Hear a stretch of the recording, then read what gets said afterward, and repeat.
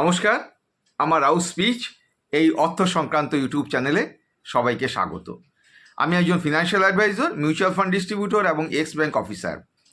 কয়েকদিন আগে আমেরিকা এবং ইসরায়েল একযোগে ইরানকে আক্রমণ করেছে। সারা পৃথিবী জুড়ে এখন যুদ্ধের আবহ পরিবেশ।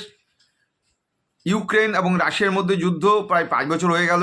চীন যে কোনো সময় তাইওয়ানকে আক্রমণ করতে পারে। আর ভারত এবং পাকিস্তানের সঙ্গে যে যুদ্ধের আবহ পরিবেশ, সেটা তো বছর বছর চলছেই। ফলে গ্লোবালি দেখা যাচ্ছে একটা আনসার্টেন সিচুয়েশন, এনভায়রনমেন্ট একটা আনসার্টেন। তার ফলে ক্যাপিটাল প্রোটেকশন বা ইনফ্লেশন হেজিং এগুলো কি করে হবে এবং কোথায় কোথায় কোন কোন সেক্টরে ইনভেস্টমেন্ট করলে এই যুদ্ধের আবহ পরিবেশে দেখা যাবে অনেকটাই রিটার্ন বেশি পাওয়া যাবে। এবং দেখা গেছে যখন যুদ্ধ শেষ হয়েছে তখন কিন্তু রিটার্ন অনেকটাই বেড়েছে। ফলে এখন বাজারের যে সিচুয়েশন, শেয়ার বাজার রক্তাক্ত। ভারতে দেখা যাচ্ছে গত যদি আমি 4-5টি ওয়ার্কিং ডে নিই, তার টোটাল পয়েন্ট হিসাব করে দেখা যাবে যে প্রায় 5,000 পয়েন্ট ডাউন হয়ে গেছে ভারতের শেয়ার বাজার, বিএসসি সেন্সেক্স। ফলে এই সময়ে বিনিয়োগকারীরা কোন কোন সেক্টরস এবং কীভাবে বিনিয়োগ করবেন সে আলোচনাই হবে আজকে। আমার এই চ্যানেলে যদি এখনও পর্যন্ত কেউ সাবস্ক্রাইব না করে থাকেন, তাদের প্রতি আমার স্বনির্বন্ধ অনুরোধ যে আমাকে উৎসাহ দেওয়ার জন্য আমার এই চ্যানেলটিকে আপনারা সাবস্ক্রাইব করে দিন, পাশে রাখা বেল আইকনটি বাজিয়ে দিলেই হলো। শুনতে থাকুন যে এই যুদ্ধের পরিবেশে বিনিয়োগকারীরা কোন কোন সেক্টরে বিনিয়োগ করবেন এবং কিভাবে কোন স্ট্র্যাটেজি মেনে তারা বিনিয়োগ করবেন যাতে ইনফ্লেশন হেজিং থাকে এবং ক্যাপিটাল অবশ্যই প্রোটেক্টেড থাকে। যখন জিও পলিটিক্যাল টেনশন বাড়তে থাকে, যুদ্ধের আবহ পরিবেশ তৈরি হয় বা যুদ্ধ চলতে থাকে, তখন কিন্তু গোল্ডের দাম আস্তে আস্তে অনেকটাই বেড়ে যায়। আমরা রাশিয়া ইউক্রেনের যুদ্ধ, যেটা গত 5 বছর আগে শুরু হয়েছিল, তখন থেকেই দেখেছি যে গোল্ডের দাম বাড়তে শুরু করেছে। পরবর্তীকালে আমরা দেখেছি বিভিন্ন দেশ তারা ডলারকে বিচ্ছিন্ন করতে তারা সোনা কিনতে শুরু করেছে। মানে বিভিন্ন দেশের সেন্ট্রাল ব্যাঙ্কসগুলো সোনা কিনছে, তারা অ্যাকুমুলেট করছে সোনা। তার ফলে সোনার দাম গত কয়েক বছরে অনেকটাই বেড়ে গেছে। গত 1.5 মাস আগে একটা বুলিশ র্যালিও চলেছে গোল্ড এবং সিলভারের মার্কেটে। সিলভারও সেভাবে বাড়ছে। সিলভার যদিও একটা বাই প্রোডাক্ট এবং সেটাকে উৎপাদন করা যায় না, সেটা তৈরি করতে হয়। তার ফলে সেখানে ডিমান্ড সাপ্লাইয়ের একটা বড় ব্যাপার থাকে এবং অনেক স্পেকুলেটররা কিন্তু তারা এগুলো স্টক করে, বিশেষ করে সিলভার। ফলে দেখা যাচ্ছে যে বিভিন্ন সময় এর দাম খুব ওঠানামা করে। এখন যেমন দাম প্রায় সর্বোচ্চ মাত্রায় পৌঁছে গেছে গোল্ড এবং সিলভার, এই দুটো মেটালে। ফলে এই সময় গোল্ড এবং সিলভারে বিনিয়োগ করা যেতেই পারে। মাঝে দেখা গেল যে ইউনিয়ন বাজেটে, আমাদের দেশের ইউনিয়ন বাজেটে বলা হলো যে ইম্পোর্ট ডিউটি 5% শিথিল করা হলো, ছেড়ে দেওয়া হলো। কিন্তু দেখা গেছে তখন কিছুটা দাম কমলো, আবার কিন্তু সে সময় যে দামটা কমে গিয়েছিল ওই বুলিশ র্যালি হওয়ার ঠিক পরেই সেই জায়গায় কিন্তু প্রায় পৌঁছে গেছে সোনার দাম। অতএব সোনাতে আমার মতে যে গোল্ডে কিন্তু ভরসা করা যেতেই পারে এই যুদ্ধের পরিবেশে। আর শেয়ার মার্কেটের বিষয়ে বলবো যে এই সময় শেয়ার মার্কেটে বিনিয়োগ করা অবশ্যই দরকার যদি হাতে কিছু বাড়তি টাকা থাকে, কারণ অনেক কম দামে ভালো ভালো শেয়ারে পাওয়া যায়, শেয়ারগুলোর ভ্যালু অনেকটাই কমে গেছে। এবং আমরা অতীতে দেখেছি যে বিভিন্ন সময় যখন গালফ ওয়ার হয়েছে বা অনেক আগে যখন দ্বিতীয় বিশ্বযুদ্ধ হয়েছিল, প্রথম বিশ্বযুদ্ধ হয়েছিল, রেকর্ড বলছে যে তারপরে প্রায় 50% মতন কিন্তু বিভিন্ন শেয়ারের দাম বেড়ে গিয়েছিল। ফলে এখন জাইগান্টিক শেয়ার বা নিফটি 50 যে শেয়ারগুলো রয়েছে বা মার্কেট ক্যাপিটালাইজেশনের ভিত্তিতে প্রথম 50টি যে শেয়ার রয়েছে সেখানে কিন্তু বিনিয়োগ করা যেতেই পারে।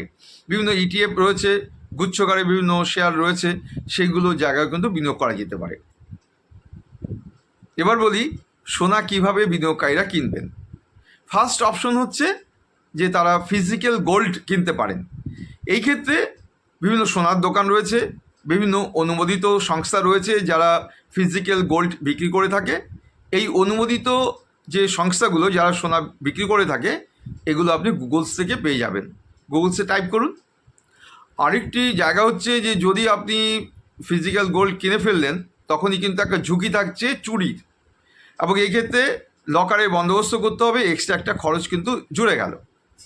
দ্বিতীয় যে জায়গাটি রয়েছে সেটা হচ্ছে ডিজিটালি, সেটা হচ্ছে শেয়ার মার্কেট থেকে বিভিন্ন ইটিএফ যে সংস্থাগুলো রয়েছে, মানে বিভিন্ন সোনার যে সংস্থাগুলো সেগুলো গুচ্ছকারে রয়েছে বিভিন্ন শেয়ারের মাধ্যমে। ধরুন 5-7টা বিভিন্ন কোম্পানি মিলে একটা গুচ্ছ হলো ইটিএফ, সেখান থেকেও কেনা যেতে পারে।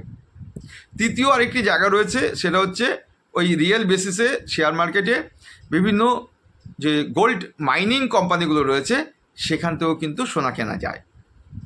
আরেকটি জায়গা যেখানে বিনিয়োগকারীদের কিছু ভাবতেই হয় না, সেটা হচ্ছে মিউচুয়াল ফান্ডের যে ইটিএফ এফওএফ কোম্পানিগুলো রয়েছে, সেখানে বিভিন্ন স্কিম রয়েছে সোনার, এবং সেখানে গোল্ড আলাদা করেও কিনতে পারেন, সিলভার আলাদা করেও কিনতে পারেন, গোল্ড সিলভার একসাথেও কেনা যায়, বা বিভিন্ন মেটাল সব মিলিয়েও একসাথে কেনা যায়। সেই জায়গাটিও কিন্তু মিউচুয়াল ফান্ডে রয়ে গেছে। অতএব মিউচুয়াল ফান্ডে বিনিয়োগ করলে একটা বড় সুবিধা হচ্ছে এখানে ফান্ড ম্যানেজাররা আছে, ফলে রিটার্ন তারা যতটা বেশি সম্ভব তারা পাইয়ে দিতে পারে। আপনারা দেখে নিন গুগলসে টাইপ করে যে কোন সংস্থাগুলো ভালো রিটার্ন দিচ্ছে। এই ক্ষেত্রে গুগলসে আপনি টাইপ করবেন AMFI, nav, daily nav, history, তাহলেই আপনি পেয়ে যাবেন সেই কোম্পানিগুলোর নাম এবং বিভিন্ন স্কিমগুলো। তবে আমার মতে যে যদিও অনেকটাই দাম বেড়ে যায়, কিন্তু এই ক্ষেত্রে যেহেতু ডিমান্ড সাপ্লাইয়ের ব্যাপার থাকে সোনার ক্ষেত্রে, অতএব সোনাতে 10 থেকে 15% পর্যন্ত ম্যাক্সিমাম বিনিয়োগ করা যেতে পারে। বাকিটা কিন্তু আপনাকে আবার ইকুইটি মার্কেটেই কিন্তু ফিরে যেতে হবে, কারণ যুদ্ধের পরিবেশে, আবহাওয়া পরিবেশে যদি কেউ পারচেস করেন, যে কম দামে তারা ভালো ভালো শেয়ারগুলো পাবেন, জাইগান্টিক বা বিভিন্ন লার্জ ক্যাপ কোম্পানির শেয়ারগুলো, সেগুলো কিন্তু যখনই যুদ্ধ শেষ হয়ে যাবে বা যুদ্ধের আবহাওয়া পরিবেশ থাকলেও যুদ্ধ সত্যি শেষ হয়ে যাবে, তখন কিন্তু এর দাম কিন্তু অনেকটাই বৃদ্ধি পাবে। এবং সেটাই কিন্তু আমরা আগে দেখেছি, যখন দ্বিতীয় বিশ্বযুদ্ধ হয়েছে বা বিভিন্ন গালফ ওয়ার হয়েছে, বা গত 5 বছর আগে, ওটা যুদ্ধ নয়, যখন করোনা ছিল, তখনও কিন্তু করোনার সময় দাম কমে গিয়েছিল, তারপর আবার দাম বেড়েছে। এটাই কিন্তু মার্কেটের বৈশিষ্ট্য, ভোলাটিলিটির ব্যাপার, যে সবসময় মার্কেটে উত্থান পতন থাকবে। অতএব এই সময় কিন্তু কেনার একটা ভালো টাইম, এবং গোল্ডে বিনিয়োগ করলে এই সময় কিন্তু অনেকটাই কিন্তু বেশি রিটার্ন পাওয়া যেতে পারে। যুদ্ধের আবহাওয়া পরিবেশে কিংবা যুদ্ধকালীন অবস্থায় দেখা যায় যে বিভিন্ন দেশের ডিফেন্স বাজেট অনেকটাই বৃদ্ধি পায়। তার ফলে ডিফেন্স কোম্পানিগুলো তারা কিন্তু ওই দেশের বা অন্য অন্য বিভিন্ন দেশের তারা বড় লার্জ কন্ট্রাক্ট তারা কিন্তু পেয়ে যায়। ফলে ডিফেন্স রিলেটেড যে কোম্পানিগুলো রয়েছে সেখানে বিনিয়োগ করা যেতে পারে। এক্ষেত্রে ওই আমি আগে যেমন বলেছি যে ইটিএফ এক্সচেঞ্জ ট্রেডেড ফান্ডের ক্ষেত্রে বিভিন্ন ডিফেন্স রিলেটেড কোম্পানিগুলো রয়েছে, সেই কোম্পানিগুলোতে বিনিয়োগ করা যেতে পারে, বা আলাদা আলাদা করে শেয়ার মার্কেটে বিনিয়োগ করা যায়। এই ক্ষেত্রে মিউচুয়াল ফান্ডেও কিন্তু বিনিয়োগ করা যেতে পারে, কারণ মিউচুয়াল ফান্ডের ক্ষেত্রে আমরা দেখেছি যে বিভিন্ন মিউচুয়াল ফান্ড কোম্পানিগুলোর বিভিন্ন ডিফেন্স রিলেটেড তাদের স্কিম রয়েছে, সেখানেও কিন্তু বিনিয়োগ করা যেতে পারে। আমরা দেখেছি রাশিয়া ইউক্রেন যুদ্ধ শুরু হওয়ার পরেই নেটো কান্ট্রিগুলো তারা কিন্তু ডিফেন্স যে স্পেন্ডিং অনেকটাই বাড়িয়ে দিয়েছিল।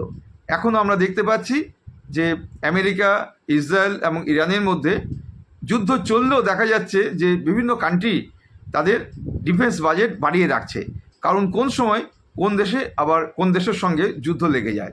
ফলে একটা যুদ্ধের আবহাওয়া পরিবেশ তো তৈরি হয়েছে এই সারা বিশ্ব জুড়ে, এই প্রবলেমটা কিন্তু অনেক দিনই স্থায়ী হবে। ফলে একটা ভালো রিটার্নের আশা কিন্তু অবশ্যই বিনিয়োগকারীরা করতে পারেন, তারা যদি ডিফেন্স রিলেটেড ইনভেস্টমেন্টগুলো করতে পারেন। যুদ্ধকালীন অবস্থায় দেখা যায় যে কমোডিটিতে যদি ইনভেস্টমেন্ট করা যায় সেখানেও কিন্তু ভালো লাভের একটি আশা থাকে, কারণ দেখা যায় যে যুদ্ধকালীন অবস্থায় যে সকল দেশে যুদ্ধ চলে সেখানে ফুডের যে সাপ্লাই চেন, খাদ্য, সেটা কিন্তু অনেকটাই নষ্ট হয়ে যায়। ফলে দেখা যায় যে হুইট, সোয়াবিন, কর্ন এসবের চাহিদা কিন্তু অনেকটাই বৃদ্ধি পায়।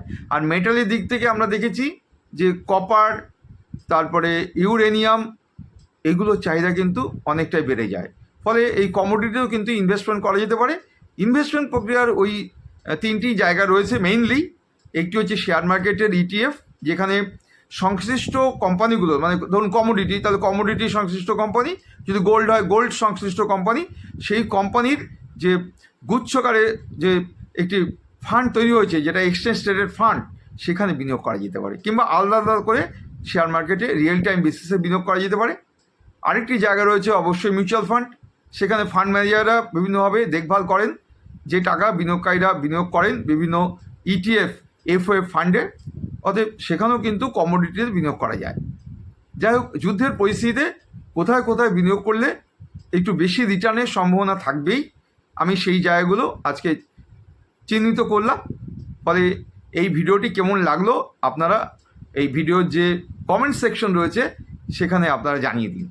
আর আমার চ্যানেলে এখনও যদি কেউ সাবস্ক্রাইব না করে থাকেন, তাদের প্রতি আমার স্বনির্বন্ধ অনুরোধ যে আমার এই চ্যানেলটিকে আপনারা আমাকে উৎসাহ দেওয়ার জন্য সাবস্ক্রাইব করে দিন, পাশে রাখা বেল আইকনটি বাজিয়ে দিলেই হলো।